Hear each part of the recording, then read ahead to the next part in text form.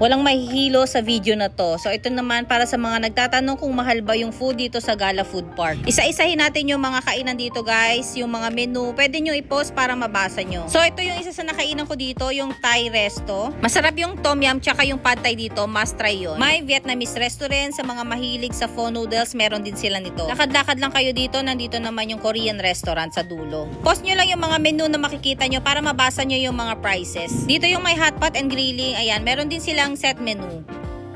Next natin, yung pinaka-favorite ko dito, yung Shokudo. Ito yung Japanese restaurant. So, 2 beses na ako kumain dito ng gyudon set meal. So, sa dessert naman, ito yung favorite ko dito, yung Uji Matcha House. Meron silang croffle, tiramisu, and mga drinks. Umorder ako dito ng taro matcha latte, strawberry croffle, and classic tiramisu. Must try din to guys. Marami talaga mga kainan dito, affordable at saka masarap. Kung gusto niyo naman ng privacy, meron sila ditong VIP room. May bayad dito guys, pero consumable din naman ng food yon.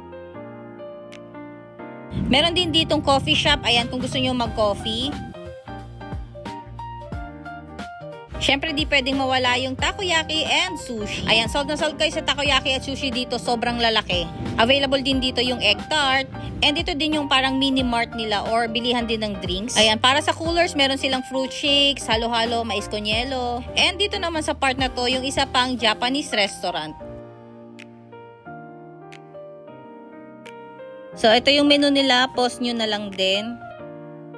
May curry house at bilihan pa ng ibang desserts and drinks. Sobrang dami ng food choices guys. Kayo na lang talaga yung mamimili.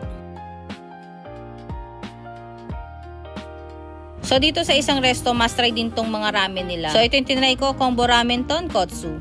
Yung mga mahilig din sa braised beef with udon, meron din dito. Sa rooftop, may kainan din sa mga gusto mag-unwind. May mga available na alcoholic drinks and mga pulutan. May ice cream dito sa mga gusto lang magpalamig. Sa mga nagtatanong kung may parking, meron po sila dito. Pwede rin yung mga motor. Yun lang po. Comment lang kayo kung may mga tanong pa kayo. Bye!